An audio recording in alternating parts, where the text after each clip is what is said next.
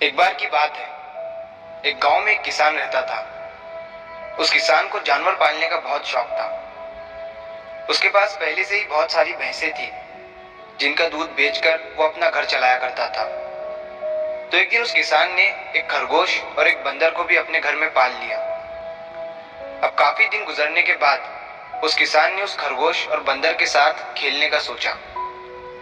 उस किसान ने अपने खेत में बहुत सारे छोटे छोटे गड्ढे कर दिए और फिर उन गड्ढों पर मिट्टी डालकर उन गड्ढों को बंद कर दिया और किसी एक गड्ढे में उस किसान ने एक गाजर को छुपा दिया।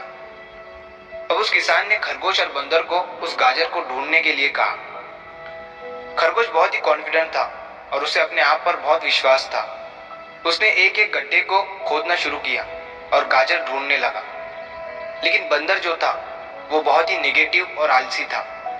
उसने सोचा कि खेत में इतने सारे गड्ढे हैं और वो गाजर किसी एक गड्ढे में है, इतना कौन ढूंढेगा। वो बंदर ये सोचकर एक गड्ढे के ऊपर जाकर सो गया। अब उधर खरगोश अपनी पूरी मेहनत से गाजर ढूंढ रहा था। एक एक करके खरगोश ने सारे गड्ढे देख लिए, लेकिन उसे किसी भी गड्ढे में गाजर नहीं मिली। सिर्फ एक गड्ढा बाकी रह गया था, जिसके ऊपर बंदर सो रहा था। अब खरगोश बंदर के पास जाता है और उसे उस गड्ढे पर से उठने के लिए कहता है।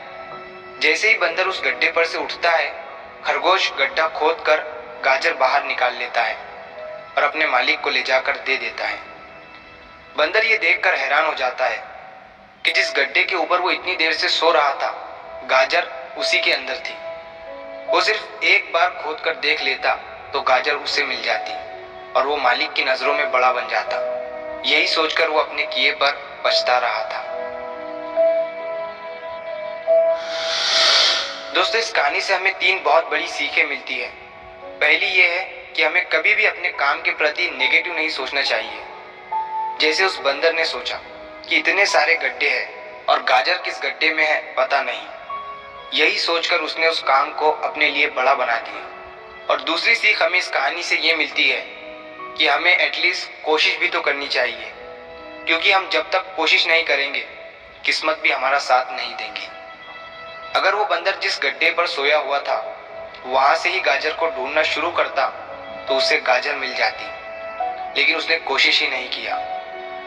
और तीसरी सीख हमें इस कहानी से ये मिलती है कि हमें जल्दी हार नहीं माननी चाहिए। अब हमें नहीं पता कि हमें अपने काम में कौन से साल में कामयाबी मिलेगी।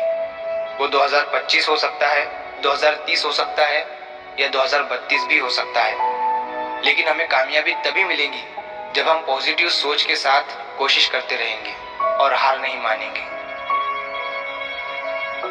तो अगर आप इस कहानी को और भी लोगों तक पहुंचाना चाहते हो तो इस वीडियो को लाइक करो, ताकि YouTube इस वीडियो को और भी लोगों तक पहुंचाए। और अगर कहानी अच्छी लगी हो तो हमारे चैनल को सब्सक्राइब जरूर करिए।